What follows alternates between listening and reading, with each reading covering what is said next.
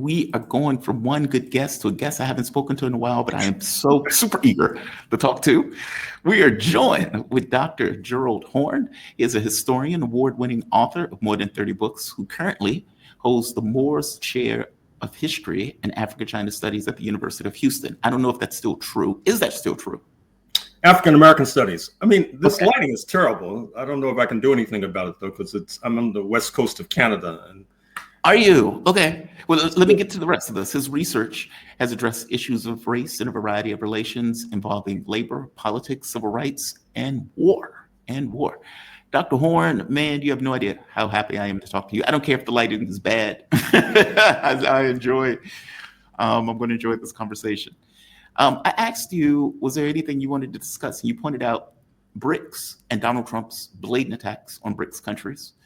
And you pointed out the way that effectively the U.S. is eating its allies. It's turning these colonial states into colonial states of the U.S. Let's start with the first one first. Let's go with BRICS, because this one is more fascinating to me.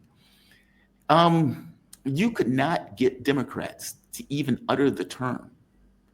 And I don't know if a lot of people know this, but BRICS kind of came out of Joe Biden, who chastised, or at the very least thought it was funny, when the states were saying, hey, well, we may work together. And Joe Biden was like, hey, why don't all of you guys work together? And laughed hilariously because he thought it was a hilarious thing. Fast forward to now, they don't think it's a hilarious thing. They think, oh my God, this is detrimental to the dollar. Oh my God, this is adversely affecting the United States' power, economic potential around the globe. And Donald Trump let the cat out the bag when he said this recently, because all of this talk about, well, Donald Trump believes in a multipolar world. Nonsense. This is Trump at a recent press conference. Toward Russia, what is that additional penalty? And are other countries facing the same threat? Well, we're negotiating right now, and it's also BRICS. You have BRICS, which is basically a group of countries that are anti the United States, and India is a member of that, if you can believe it. It's an attack on the dollar, and we're not going to let anybody attack the dollar. So it's partially BRICS, and it's partially the trade. This trade situation is deficit. We had a tremendous deficit. So, as you know, Prime Minister Modi is a friend of mine, but they don't do very much business in terms of business with us. They sell a lot to us, but we don't buy from them. You know why? Because the tariff is so high. They have one of the highest tariffs in the world. Now they're willing to cut it very substantially, but we'll see what happens. We're talking to India now. We'll see what happens. Now, I'm fascinated by that because he's right. We are quote unquote talking to India right now. Donald Trump has effectively said, we're going to put 100% tariffs on anybody that does trade with Russia. Okay, that means all of the BRICS nations at that point. Russia, China, India, South Africa, Brazil, UAE, Saudi Arabia, all of these countries are supposedly going to get 100% tariff. If you indeed are putting 25% on India, does it make it 125? 50% on Brazil, does it make it 150%? Like, he's hitting all of these countries with tariffs. Give me your take on this. I mean, just an open admission of, we don't like the fact that you're forming an economic organization for your betterment. So we are going to effectively attack you economically in order to protect our dollar, to force you to use our dollar, which is the argument that he's making there. Give me your thoughts. Well, first of all, you need to connect this attack on the BRICS, Brazil, Russia, India, China, South Africa, with this trade deal, so-called, that emerged in Scotland with the European Union.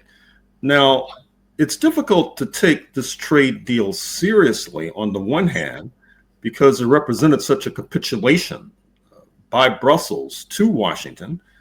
The fact that out of Germany, the motor engine of the European Union, there was discontent about this trade deal. The French Prime Minister said it was a dark day when this trade deal was negotiated and that it represented a submission. So on the one hand, it's difficult to take the trade deal seriously. It's not clear whether it will pass muster within the parliaments of the 27 European Union member states. But on the other hand, to the extent that you do take it seriously, you have to see it as a kind of circling the wagons of the imperialist camp. That is to say that Brussels has decided that it's in their interests to be a neo-colonial appendage to U.S. imperialism, Yes. rather than improve relations with Russia, particularly with regard to the nettlesome question of Ukraine, not to mention improve relations with the People's Republic of China. You might recall that just before the Scotland fiasco, Ursula von der Leyen, the head of the European Commission, was in Beijing, and apparently things did not go very well because Europe has decided that it should not move away from its 19th century approach to China, that is to say, a kind of gunboat commercialism that is out of touch and out of tune with contemporary realities. And so what we see right now with regard to the attempt to escalate trade tensions, not only with South Africa, but with India as well, it represents a kind of last stand, I would hope, and I would imagine, of the imperialist camp as they attempt to rescue their flagging fortunes. But I'm not sure if it will work out to their benefit and to their advantage. I'm glad you said that, because that was the way I saw it too. That this was, these imperialist countries who have lost clout and power on the global stage, and they're nothing on their own, and they've latched themselves like a tick onto America with this idea that, okay, America is like a doubling down on the declining empire, even to their own detriment, even if they have to give this kind of vassalage, donation to America, they were willing to do it. It was amazing to me, and people looked at it as complete capitulation. I mean, do you think this will work? I mean, for all intents and purposes, they're effectively doubling down on American imperialism, regardless of Donald Trump's talking about multipolar world. He's effectively eating the anti-colonial states. Well, it's difficult to say. I have to reiterate that it's difficult to take the Scotland deal seriously. I mean, for example, the EU pledged to absorb $750 billion in U.S. energy. Now, on the one hand, this is an inevitable result of turning its back on cheap Russian energy. Yes. On the other hand, press reports suggest that Europe cannot absorb $750 billion in U.S. natural gas and fossil fuels. Yeah. And so to a certain extent, you can see this trade deal, so-called, as an attempt to humor Mr. Trump, to give him a win that he can dangle before the MAGA base and convince the MAGA base that the United States is still an unchallenged number one. But at the same time, we have to recognize that it's no accident nor coincidence that just after this trade deal was announced, Mr. Trump started talking in tougher terms towards Russia. Recall that a week or two ago, he had given this ultimatum, this deadline to Moscow to wrap up the conflict in Ukraine within 50 days after the Scotland deal that was shrunk to 10 days. Mm-hmm. And that was part of the inducement that Brussels dangled before Washington. That is to say, we'll give you at least a victory on paper, and it may actually turn out to be a victory in practice. And all you have to do is remain all in with regard to Ukraine. The problem is that this latest gambit is likely destined to fail because Ukraine is losing on the battlefield.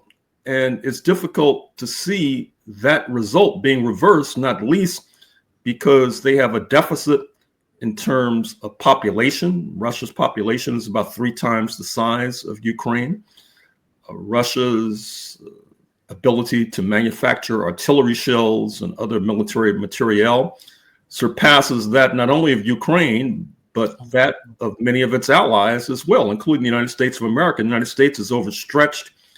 It had to dig deeply into its military pocket in order to rescue Israel from the so-called 12-day war with regard to interceptor missiles, for example, which in some estimates actually puts the United States in a disadvantaged position in case it had to engage in military conflict within the next few months. And so there's a bit of kabuki theater to what's going on right now. That is to say, Europe dangles what might not necessarily be a sound deal before Washington. That is to say, a deal that can be effectuated.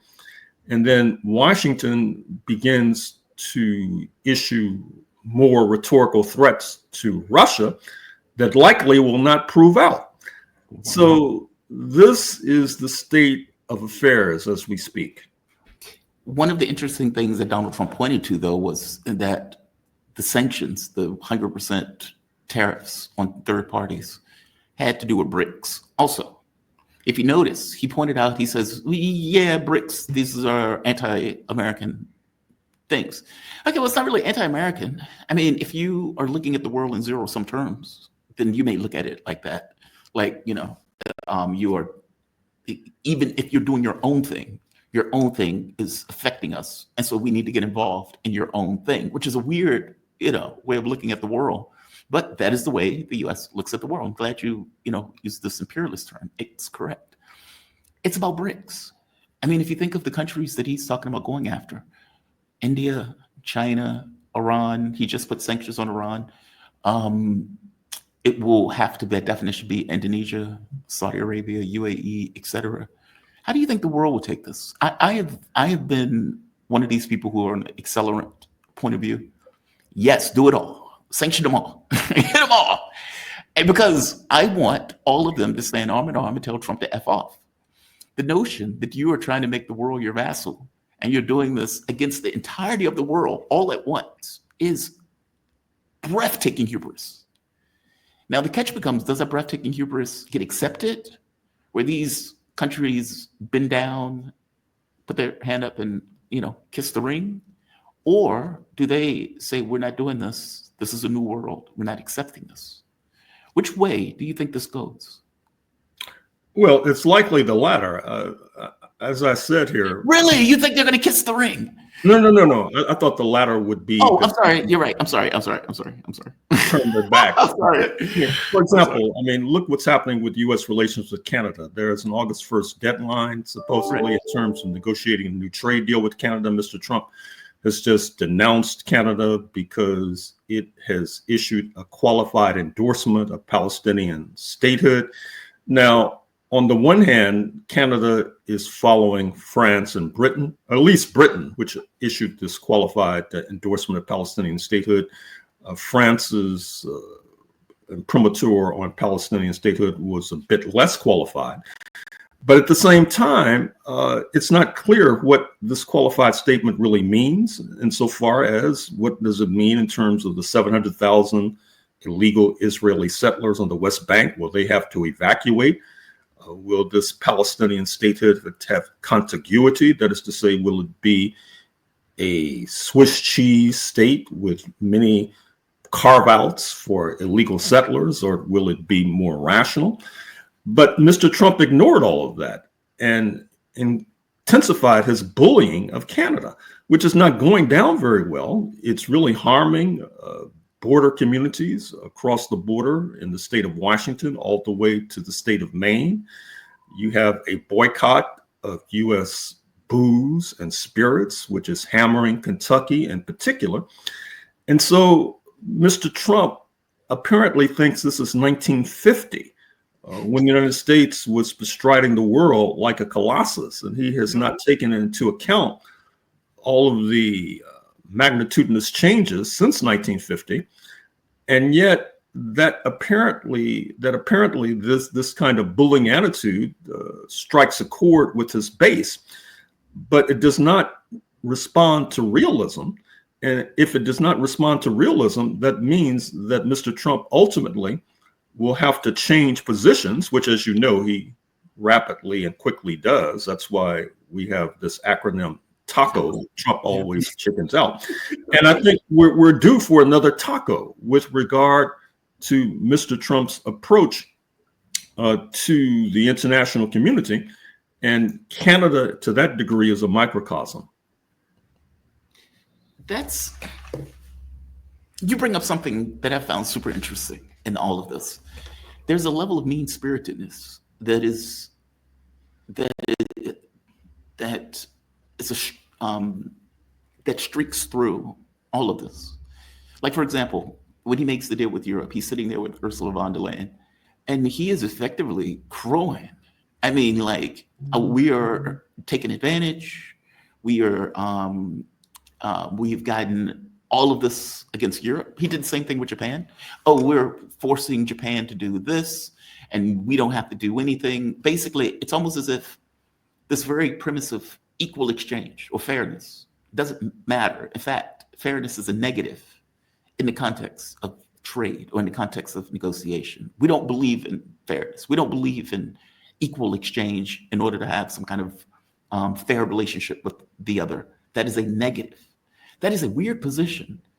I mean, you could say it's imperial, fair enough, but even for imperial interactions, that is pretty extreme. But that seems to be what he sells to his base, as if this is what my base wants, this is what I'm going to deliver, I'm Donald Trump, America is back. It's very strange. Or give me your take on this. I mean, maybe you have a different point of view. Well, no, I largely agree, but to return to one of our original points of discussion, this trade deal with the European Union emerging out of Scotland, it's not clear, once again, if the terms of the deal can be effectuated. I mean, for example, a la Japan, there's supposed to be billions of dollars of investment from the European Union into the United States economy. Well, it's unclear if Ursula von der Leyen can tell German companies, French companies, et cetera, that they should invest into the United States of America. That's not necessarily how capitalism works in 2025. Right. And so even on its own terms, there are many problems with the effectuation of this deal, which once again reduces it to a kind of theater, a kind of boo bait for the bubbas, as used to be said back in the day. That is to say, a way to make a raw appeal to the Trump base, reassuring them that United States imperialism is the unchallenged number one. It can make Brussels bend the knee. And Brussels tends to go along by signing these deals that apparently have little probability of ultimately coming into existence or coming. I accept that. Sorry? I do accept that. I do accept that. Mm-hmm. But I'm saying even the very theater of it is strange to me. Like, I agree. Japan is like, we have no idea what Donald Trump is talking about. I strongly suspect the deal with Korea or South Korea is nonsense also. As you point out, Politico came out the very next day saying the deal with Brussels is impossible. It's unworkable. A, you don't have the infrastructure to even do it. B, Europe is not necessarily going to be able to put that much money into the United States. It's all theater. Agreed. I'm just saying even the theater is strange because the theater, there's a psychology that is built into that theater. The notion that me getting an even trade is somehow a negative is weird to me. If we are, as human beings, all things being equal, like when you go to the store, the typical capitalistic thing, I'm going to buy an apple. The apple has a certain value associated with it. You're not charging me $1,000 for the apple. You're charging me $1, maybe, depending upon how much it took for you to get it, how much you had to pay for it, and you're not looking to make $10,000 off of that apple. You're looking to make some kind of, on some level, subjective, even exchange. From his point of view, that's not the way he wants to operate. That's not the way he wants the optics to go. From his point of view, it must be an unequal, uneven exchange where we are clearly an imperial, or at the very least a powerful position in that, where you lose, full stop, and I win. And it needs to be acknowledged that you lose and I win. I'm saying that is an odd personality in regards to the way that the United States, even if it operates on that way in a subjective way, or let's say in a subversive way, it's a very weird place for us to be as a country where that is the norm. I hope that makes sense. I understand that the deals are nonsense. I'm just saying the very fact that that is the way the deals are expressed in the external world is strange. Well, on the one hand, you can see this as an inevitability. That is to say, the United States and its imperialist system is increasingly under challenge by the BRICS, and yet psychologically, politically, and otherwise, there are a core base of supporters. There is a core base of supporters who are rejecting that particular reality. And so at the same time, you have theater coming out of Washington. You have a different kind of theater coming out of Brussels, coming out of London. I mean, there's a saying in Russia with regard to how one responds in such a dynamic situation. You give the other guy the finger with your hand in your pocket. And that's basically what the Europeans are doing. That is to say that they're sort of agreeing to these non-deals, which is reassuring to Washington, reassuring to the MAGA base. But ultimately, it's only stage one in a protracted negotiation, for example. Yeah. And in any case, it cannot paper over the real rifts between Western Europe and the United States. You see this with regard to Israel, the aforementioned agreement to engage in a kind of diplomacy with a Palestinian state to recognize it, albeit on a qualified basis with regard to Ottawa and London. And this is the state of play. And I think that it reminds me in a sense of what was called the phony war approximately 85 years ago. Second World War. With regard to the prelude to the United States entering the Second World War in December 1941. This is an equivalent of a kind of phony negotiation taking place, whereby the Europeans, the so-called allies, agreed to non-deals, and Mr. Trump gets to boast about how it reflects the fact that the United States is an unchallenged number one. Yeah, it's just strange. And piggybacking on this, don't want to piggyback on this, we don't want to go to BRICS. From the standpoint of BRICS, how do they deal with this? I mean, for all intents and purposes, you have a full court press. Trump is effectively declaring war on BRICS. I mean, that's the entire point of all of this. Are they going to work in tandem with each other? Is this something that they just work with over time, where they use less and less of American products, American business, or American industry? Because the truth of the matter is, this action that he's taken is the exact reason why BRICS exists in the first place. It looks like this will be an accelerant towards these BRIC nations working together. Well, you can already see what's going to happen with regard to New Delhi-Beijing relations. Recall that the imperialist camp up to this point has been relying heavily on the premise that India can be won over to an anti-China posture. Yes. If that is their premise, one has to wonder why Mr. Trump is threatening India with enhanced and intensified sanctions. The inevitable result will be to drive New Delhi and Beijing closer together, to the extent that that takes place. That not only will solidify the role of the BRICS and their implicit challenge to the imperialist camp, it will also tend to solidify the so-called military challenge of the Shanghai Cooperation Organization, which in many ways is a counterpoint to the US-led NATO North Atlantic Treaty Organization, and at the same time it includes New Delhi and Beijing and Russia, and to a degree Iran as well. So on the one hand, you have Mr. Trump tending to drive the BRICS nations closer together and eviscerate the apparent advantage that the imperialist camp thought they had with regard to the anti-China proclivities in New Delhi. And at the same time, Mr. Trump is not necessarily solidifying the North Atlantic base. That is to say, the discontent expressed in Paris and Berlin with regard to this von der Leyen Scotland deal is leading to rifts in the transatlantic community. The denunciation of Canada which, by the way, has moved closer to France in recent months since the election of Mark Carney as prime minister, does not bode well for a U.S.-dominated North Atlantic camp. What may be the saving grace for the North Atlantic camp is that the Western Europeans, and indeed Canada, are so heavily dependent upon the U.S. military, particularly with regard to Ukraine, Right. that may be the glue that keeps the North Atlantic camp together despite these other fissures and rifts. But do you think those fissures, for let's say NATO, for example, are legit? I mean, for all intents and purposes, you have Mark Rudy, I believe, calling Trump daddy. You have von der Leyen, language that just a grown man calling another grown man daddy is just pretty astonishing, especially on an international geopolitical stage.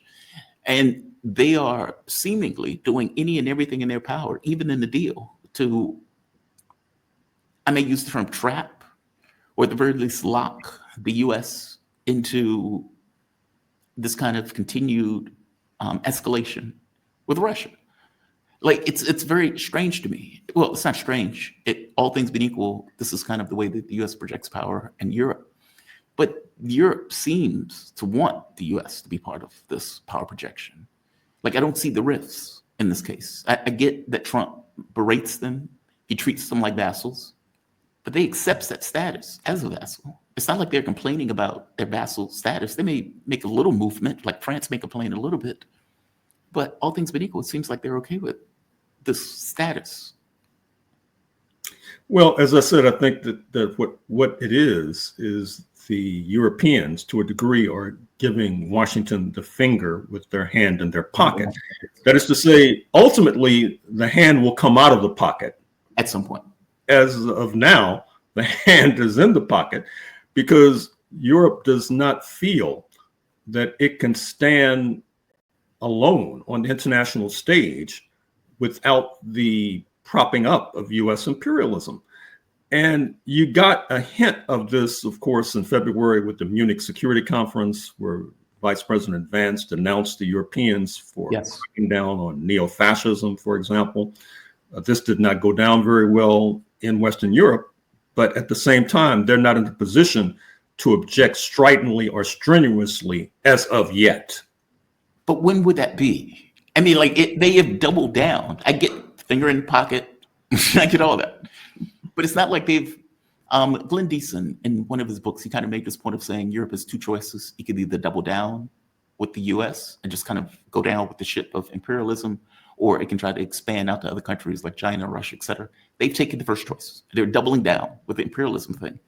That doesn't seem to be a position where Europe will ever be able to take the finger out the pocket, flail it at the US. I'm doing my own thing.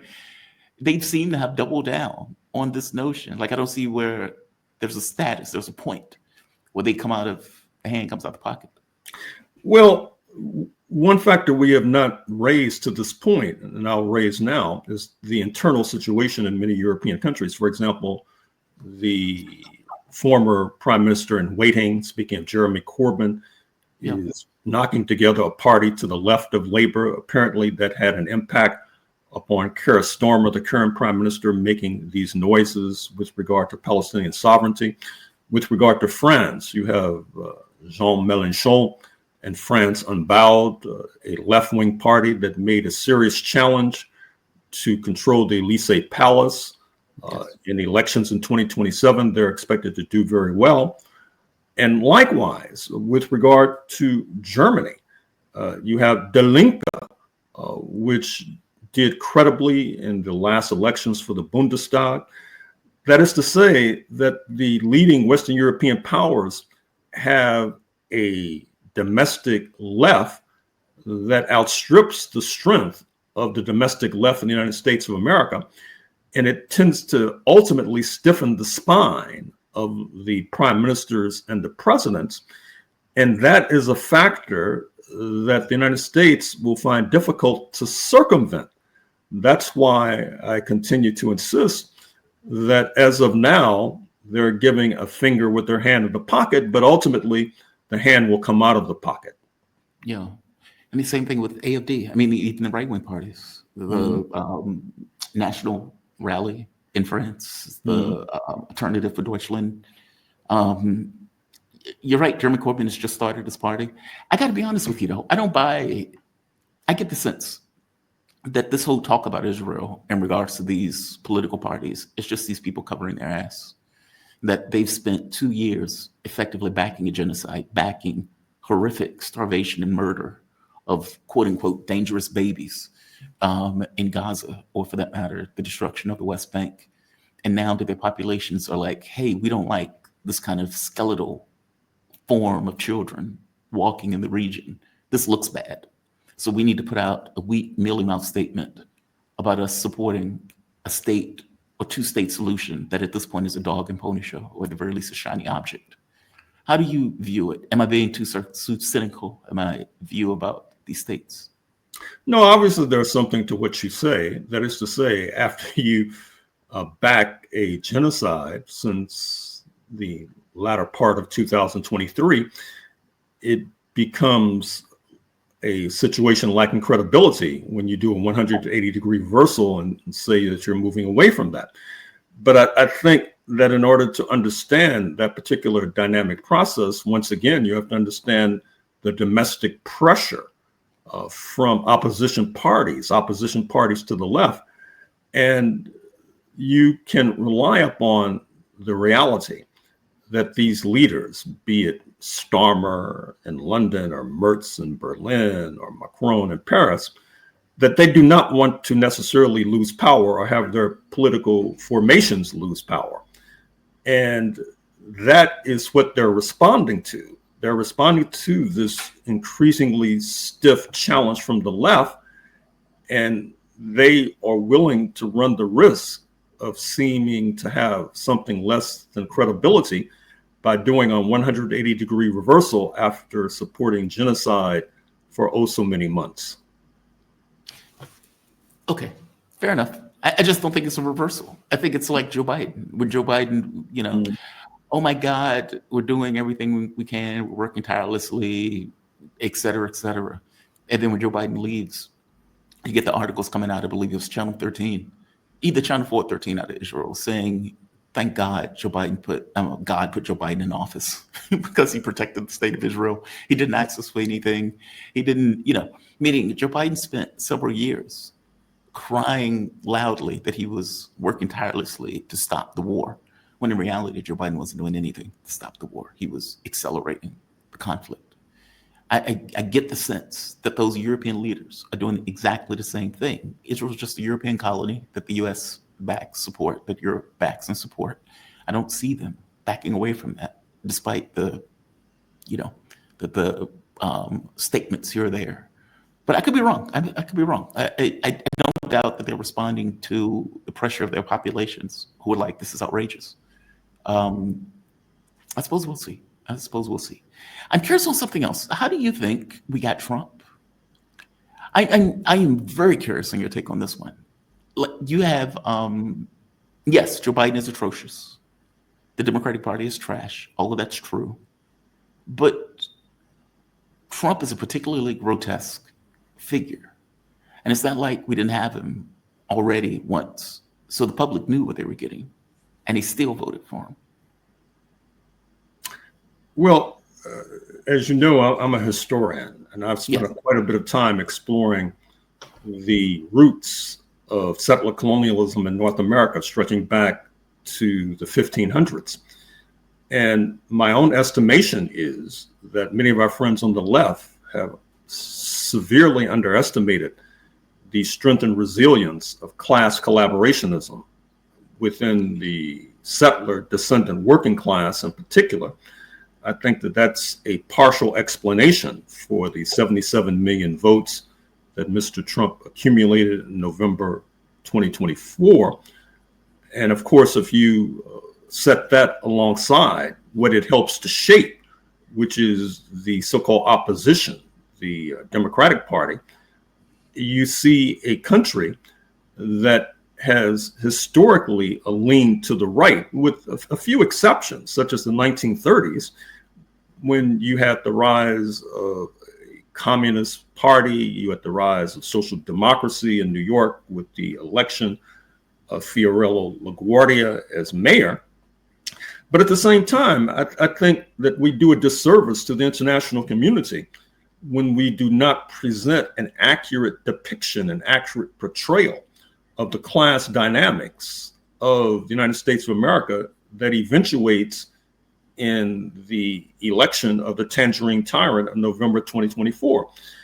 And I think that you begin to see the strength of this class collaborationist formation in Texas, for example, where I ordinarily reside, wherein you see that they're about to redistrict and wipe out, in their estimation, a number of left-leaning Black representatives such as Jasmine Crockett of Dallas, Al Green of Texas. And it's unclear if they will be able to be stopped. They see this as a kind of firewall that will help to preserve their majority in the House in November 2026, when it's expected that the dominant party will suffer losses. And so my own estimation is that until we come to grips with the actual history and reality of the political situation in the United States of America, we'll always be behind the curve, because in order to come up with a prescription, you need an adequate and accurate diagnosis. And that adequate and accurate diagnosis, it seems to me, begins with a granular understanding of the class collaborationist ethos that has dominated settler colonialism since the 1500s, when you had a heterogeneous mixture arriving in what they called North Carolina in the 1580s, and then, of course, a few decades later in Virginia in the early 1600s.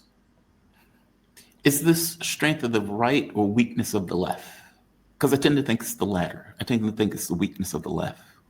Like, I don't get the sense that Trump would have been able to win. Like, if there was a credible opposition in the United States, I don't get the sense that Trump wins. But correct me if I'm wrong on that. Well, I think it's two sides of the same coin. That is to say, because the right wing tends to be so strong and so resilient, not least in the settler descendant working class and the settler descendant middle class, automatically, ipso facto, that tends to weaken any particular opposition coming from the left. Now, I say this without any glee, because I consider myself, needless to say, to be part of the left. Ordinarily, I like to be in a position of helping to buck up the often flagging sentiments of our friends on the left. But at a certain point, we have to realize we also have an obligation to the international community to provide an adequate and accurate depiction of what's going on in this country so that they can plot anti-imperialist strategy. Yeah. And so just to engage in a kind of unrealistic blather about the strength of the left, when that has not necessarily proved to be the case in the ballot box, I think we do a disservice to ourselves. And more than that, we do a disservice to our comrades in the international community. Agreed. But I don't consider the Democratic Party to be the left. I consider them to be effectively two wings on the same bird. Like, it's not like, I'll give an example. It's not like you had a political party that came out and says, here's our political prescription. This is what we want to accomplish. This is what we want to do. And it was a political prescription for the working class to deal with healthcare, to deal with, I mean, Mandani is effectively running a leftist campaign in New York that's popular, that was able to pull people and, you know, drag them into political space in a way that wasn't there. Meaning the lane is there. You just have a class-based system in the US that have two political parties that have effectuated a certain amount of policy positions that are entirely based around how much money can we make when we're running in elections. Meaning it's not about, and I hope you get my point. There is an angle, there's a lane. That lane is never taken because our political parties are based on how much cash can we get 90% wins, et cetera, et cetera. Does it make sense? Like the weakness of the left is fair enough, but the lane is there. The lane is never taken. You have a political system that doesn't believe, it's contradictory to supporting left-wing candidates. Well, we can stipulate, as the lawyers might say, that what you say with regard to the Democratic Party is spot on. But that begs the question, it seems to me, of why there are parties to the left of the Democratic Party who work tirelessly, who campaign vigorously. I'm thinking of the presidential election and other elections where you had the Green Party, the Party of Socialism and Liberation. You had Cornel West running an independent campaign for the presidency, for example. So it's not as if there is an absence of alternatives on the ballot. There are alternatives on the ballot. So just to castigate the Democratic Party, which I think is worthy of consideration and worthy of castigation, it begs a larger question. And once again, I think we have an honest obligation to our comrades in the international community to present this realistic picture of the fact that the United States leaning to the right and electing the tangerine tyrant is not some sort of historical accident, for example. Yeah. That it carries a certain illogic. It carries a certain logic flowing from the history of this country, a history based upon genocide against the indigenous population, mass enslavement of the Africans, class collaboration amongst the settler descendant working class, etc. Given such a conglomeration of factors, it's not an accident that a Donald J. Trump can be elected, nor is it an accident that going into the midterm elections in November 2026, the Republicans, it is possible, may not suffer the losses that they are expected to suffer. Now, I'm hesitant to go this far down the road because— Go for it. Go for it. Go for it. I want to hear it.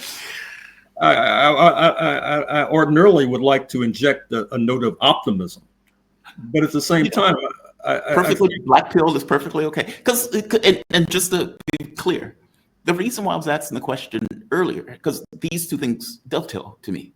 This one sense of a president that goes screaming to the world of unequal exchanges.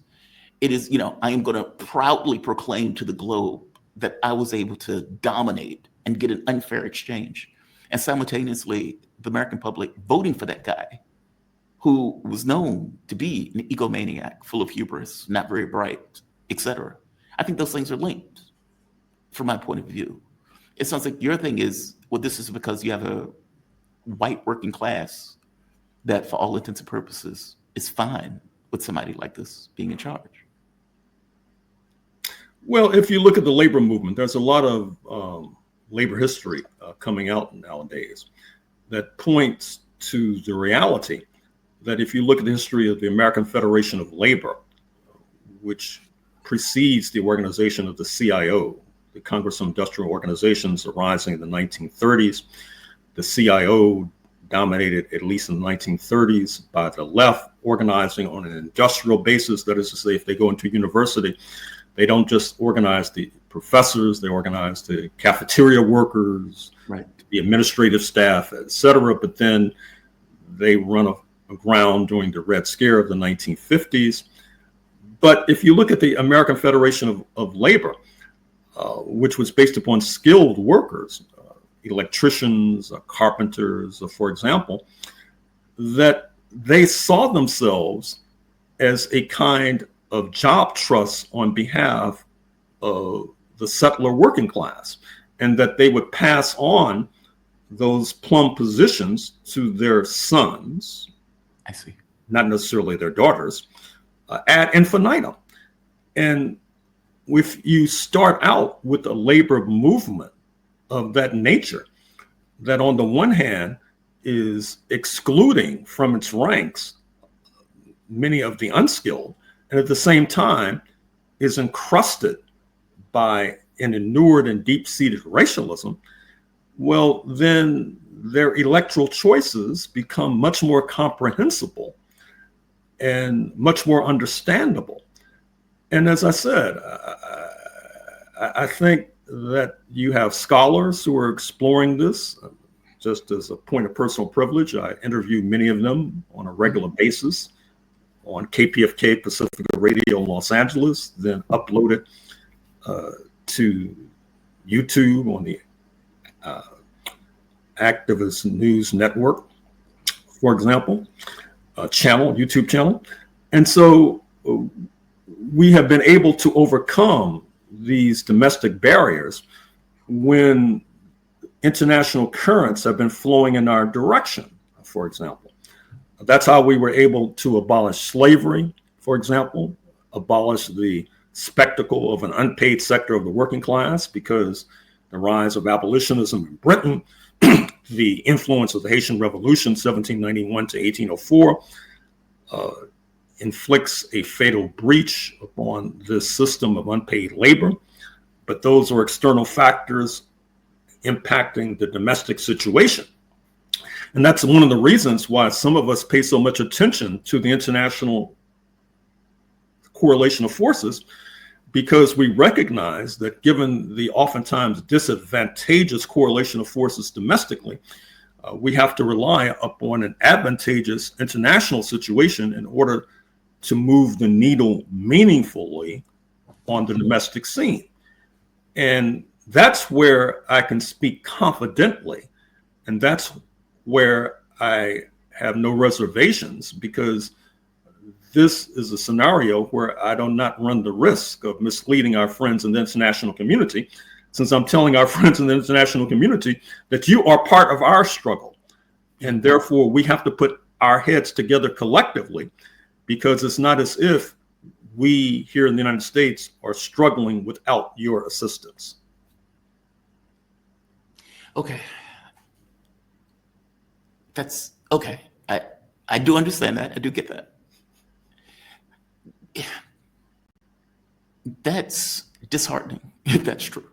That's very disheartening if that's true. Because I got to be honest with you, I kind of looked at the election of Donald Trump as, yes, having historical currents, agreed, but also in this kind of imperial mindset, like in the way that Europe looks at itself, the way the Brits, despite the fact that the sun has set, the full moon is up, and they're still running around saying the sun never sets on the British Empire. It's like, okay, like they have this thing in their minds about their own self-importance that is not reflected in the rest of the world. Same thing with France, same thing with Europe, and that the United States has gotten that similar sense of imperialistic relevance or the imperialistic hubris. And when the US sees itself as declining, which you can see educationally, we die younger. You can look at us in comparison to China. China builds these fantastic buildings, massive infrastructure, and all of this other stuff. Builds railways, high-speed rail over the course of a year or so. And California is still trying to build the same high-speed rail for the last 16 years. You can see a degradation in the capability, intellectual might, industrial might of the US. I mean, for God's sake, we're running out of missiles in Ukraine. Couldn't even, the air defense that the United States put up in Israel didn't work all that well. You had all of these nations that were coming together to help the United States or help Israel, and Iran was still tagging them left and right. The United States is trying to arm the world and is incapable of doing so. I'm saying, as a country, we see ourselves in decline, and it's clear we're in decline. And you put in somebody like Trump, who's boisterous, who tells you what you want to hear, who lies as a habitual liar. But those lies are usually self-aggrandizement or the screaming that America is awesome, even when this stuff, as you point out, is kabuki theater. I guess I put Trump in that context, not in the context of white settler colonial nation or the white working class putting in somebody because they're racist, if that makes sense. Or do you give me your take on that? Or are those things related? And this could be the last question. I'm keeping you a little bit longer. But are those things related to one another, or are these two things separate? And is it more of no, this is a white working class that is putting somebody in that represents their interests? Or is it related in some way to, you have a declining country where the country knows in almost a subconscious way that it's declining. And this imperial, America's the greatest in the world point of view that the people have accepted either subconsciously or consciously, they know that it's failing. And so they put somebody in who effectively bolsters their self-esteem in the way that he operates. Am I getting this wrong? Well, I would issue these caveats. So number one, we should be clear that we're talking about class collaboration. That is to say that the 1% or the 0.00001% are basically calling the shots, for example. If you look at the big, bad, ugly bill just signed into law on July 4th, 2025, right. It's a massive giveaway to the ruling elite. It's a massive giveaway that was exemplified just the other day when Treasury Secretary Scott Bessent suggested that there is now a backdoor to the privatization of Social Security, for example, which will be, like many of the other elements of the Trump program, devastating to the working class as a whole, including the settler descendant working class. But in order to inject a bit of logic into what seems to be illogical, my own estimation is that for many in the Trump base, they see themselves, ironically, akin to the Black majority in South Africa. They see themselves as being parallel to the Black majority pre-1994. That is to say, short-term pain of sanctions for long-term gain of majority rule, democratic rule. In order to understand why the Trump's base remains with their man, despite these legislative fiascos that are designed to loot and plunder them, I assume they feel that there's a pot of gold at the end of the rainbow, that somehow at the end of the day, they will be able to recuperate. And of course, we should not ignore what Mr. Trump is doing to the college and university sector, right, and what he's doing with regard to his attacks on affirmative action, his attacks on diversity, equity, inclusion, the systematic attempt to purge those who are not defined as, quote, white, unquote, from the highest ranks of the working class, not to mention the middle class as a whole. There are those in Mr. Trump's base who feel that that benefits them, for example. And in fact, there might even be some opponents of Mr. Trump who feel that this benefits them. I mean, for example, if you're a student of rhetoric, for example, not in a pejorative sense, but in the academic sense, you should be taken by the fact that Mr. Trump attacks diversity, equity, and inclusion. For example, when Karine Jean-Pierre, the former spokesperson for Mr. Biden, was said to be issuing a book, this was dismissed as DEI piffle. On the left, it was dismissed as identitarian piffle, for example. Yeah. Now, I'm not sure if there's a substantive difference between the two. I think it reflects the fact that this class collaboration, this ideology, is not necessarily unique and peculiar to the Trump base.